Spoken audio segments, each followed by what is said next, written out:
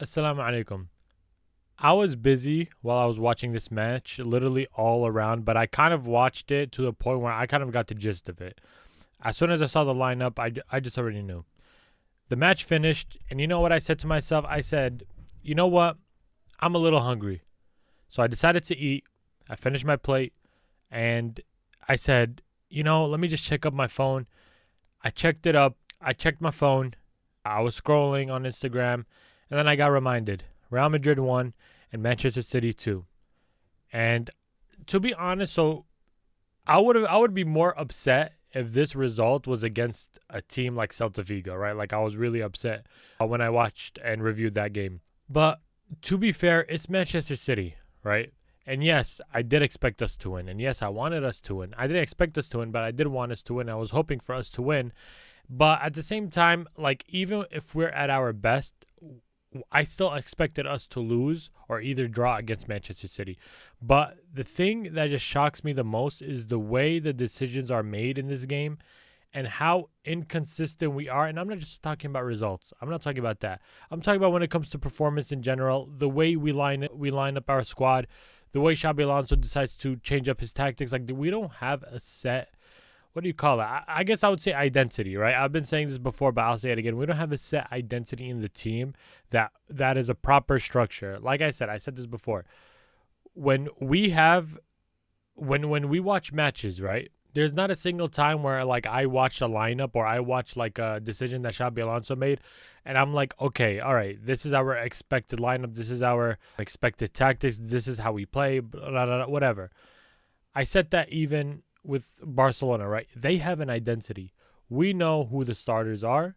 We know exactly what their tactics are.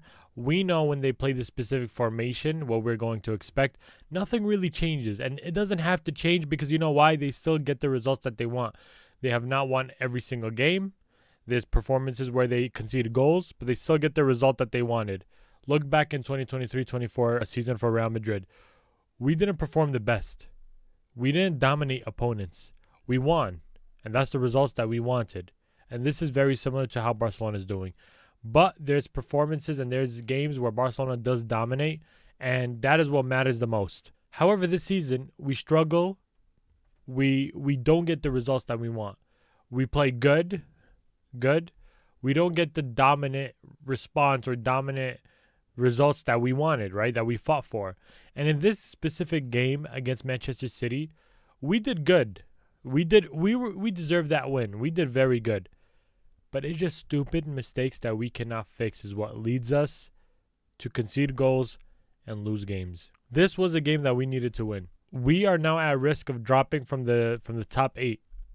Now we might have to play in the playoffs just because of this game. And it's against Manchester City, who they have not been the best themselves. But I've been saying it. Any team that plays against Real Madrid, we make them look like superstars. And I've said this. The Bernabéu, everybody wants to say magic happens, right? Stop looking at the past. The past, everybody knows about it. But I'm talking about right now. Last year as well. There was no magic happening in the Bernabéu. There was no difference. The crowd were quiet. They only whistle when the goalie gets a goal kick.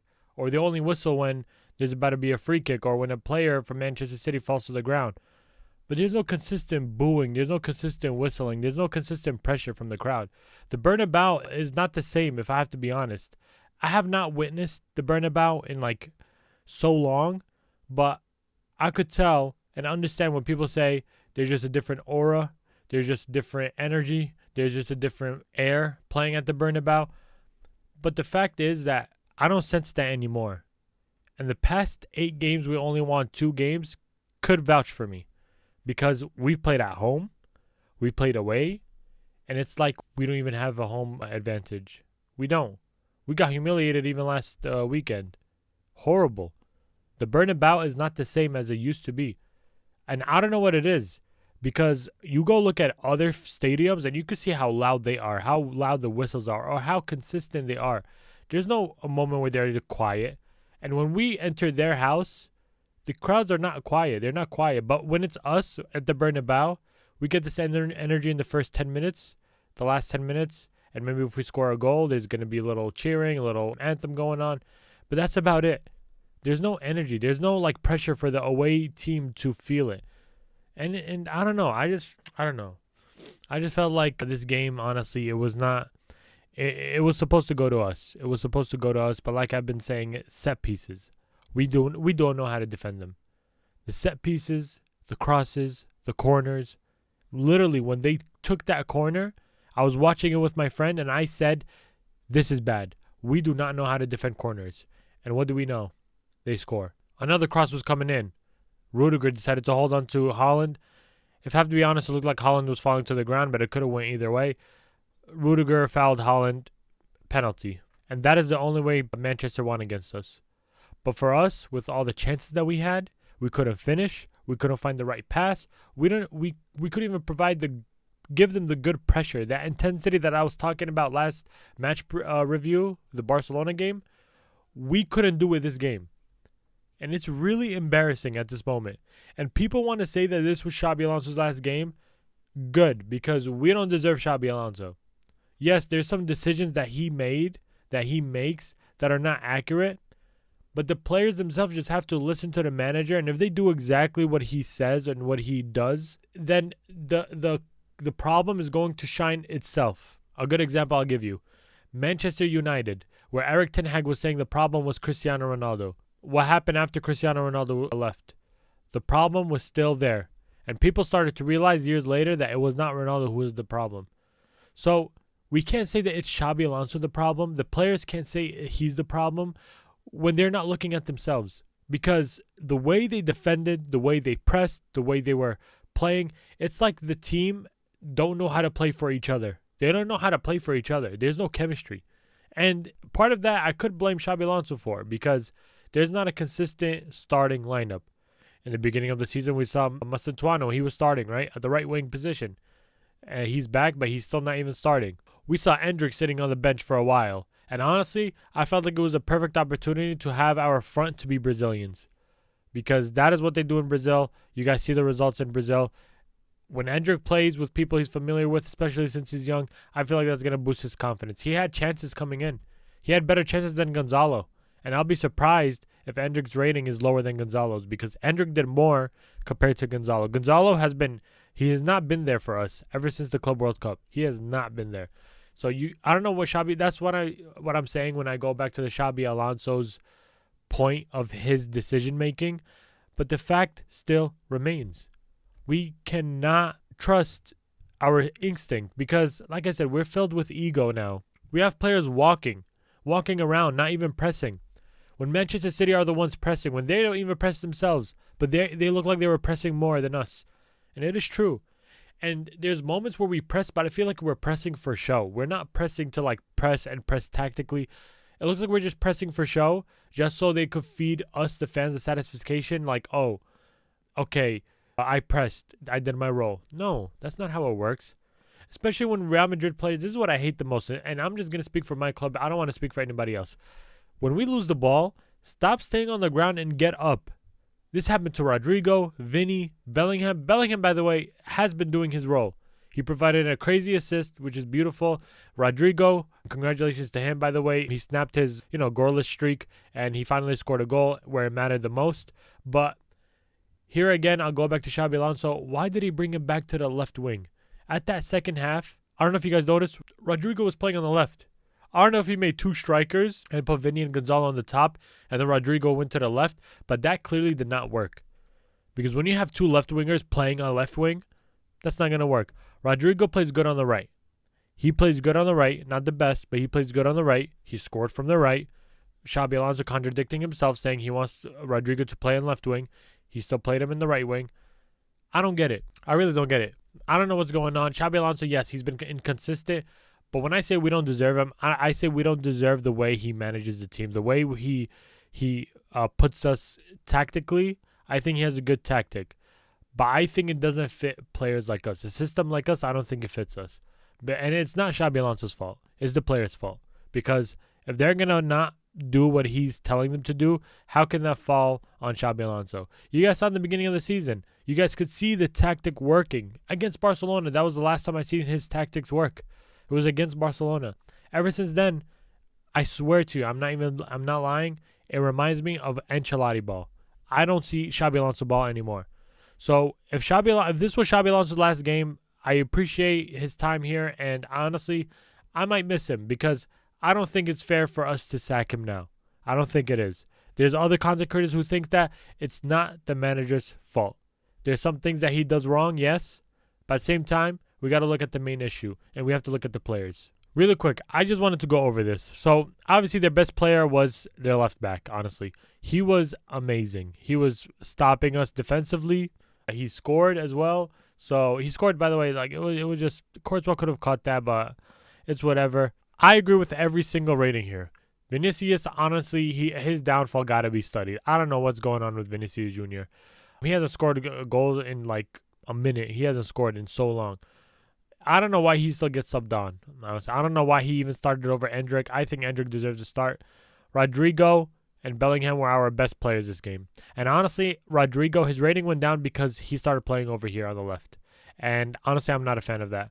Everybody else, Ceballos, I don't know why he stayed on for that long. Why did he stay on for that long? I don't know why Arda didn't start. Now look, even Arda Güler, he has not been the best ever since Jude Bellingham came back. Ever since Jude Bellingham came back, Arda has not been the same. But at the same time, I still want him to start because Arda provides us that creative chances. And not even that, he has a spark in him where one pass can change anything. And Jude Bellingham, he's amazing. But the thing is that when Jude Bellingham is doing his role, running back and forth, up and down in the pitch, and wasting his stamina, how can he be creative at the same time? This is why I never want to rate Bellingham low, because he is doing a role that I don't think balances out, because he's doing defensive role and he's doing an offensive role, which, like I said, he can't be good offensively if he's doing a lot of things defensively, right? And he's dropping way back. He's putting pressure. Sometimes it's only him putting the pressure himself. Jude Bellingham is the only one putting pressure himself consistently. We see sometimes our players do it, but at the same time, pressing itself is not smart. It has to be pressing smart, pressing with a plan, pressing together, and pressing knowing where everybody is. Because if you're just pressing for yourself individually, you don't know what's going on around you, and they could easily beat that press. We've seen it. It happened this game. I do want to say that, I don't know if you guys noticed, but even in the past match reviews, whenever we look at the momentum bar, Real Madrid always gets this last, honestly, it's the last whenever they're down by a goal or 2 goals or whatever. That's where they put on the intensity. But where is this throughout over here? You see how it's all Manchester City? That's where they got all the possession, and we gained it back only in this part. And that is not acceptable, honestly. I don't like the fact that we have to wait to be down in order to put that intensity on them. Like I said last video, Barcelona, they don't wait for that. They do it from minute 0 to the 90th minute. No matter if they're up by 5 goals, whether they're down by 2 goals, they're still going to put that intensity, and Real Madrid don't know how to do that. Now, I don't even think that's a Xabi Alonso tactic. I think Xabi Alonso tactic is to put that pressure throughout the entire 90 minutes. But at the same time, it depends on if our players can put that pressure, because as you can see, if I'm comparing to Barcelona, Barcelona knows how to put that pressure, and they're very, very good at recovering. Our players, not so much. Now, if you look at the table, Manchester City is number 4, and we drop down to number 7, and it's very close. If you look at from number 2 all the way to the 15th position, anything can happen. Anything can happen, and we were supposed to win that game, but no, we folded. That's what I would say. We folded. We didn't know how to come back. The 2023-24 season, remontada is over. And honestly, I don't recognize my team anymore. I have to be completely honest. I don't recognize it. We have a lot of injuries. I don't care. I don't care that we have injuries. Because like I said, we have to have a lot of players who are ready to step up in big games. And not even that, step up to be a starter. And so far, there's not a lot of people. Gonzalo, no. Endrick, barely any minutes. Rodrygo, probably the only one. I don't know what else to think. I'm going to turn this to you guys. What do you think the problem is at Real Madrid? Is it Xabi Alonso? Is it the players? Or is it a deeper issue, and is it the board? What do you think it is? I genuinely think that it's both the players and the manager, but I don't think it's either or. Like I said, the players have to put in the work. And I think if they put in the work, the manager's tactics is going to work. But if the manager is trying to give them a tactic that they know they're not going to put in the work, then how am I going to blame the manager, right? We're going to expect the manager to change it. But at the same time, a manager is not supposed to change his tactics. The players have to adjust to the manager's tactics. But like I said, Perez, the way I see it, he only looks for results. I don't think he looks for anything else. I don't see him looking for anything besides the results. We saw with Carlo Ancelotti with 23-24 season, even though there's been content creators and other people have been saying there are problems at Real Madrid from ever since Carlo Ancelotti came back. But since we were winning trophies, since we were getting the winning results, they kept him, right? But there's a deeper issue. And that deeper issue, I don't know what it is. So let me know in the comments below and leave a like if you guys enjoyed. Subscribe if you're new because a lot of you guys are not subscribed yet. So make sure you subscribe. I believe we are close, very close to 200. I think one more subscriber and we're close to 200. So thank you very much for those who keep subscribing. Thank you for coming back, for those who are coming back to watch the videos. And until then, salam alaikum.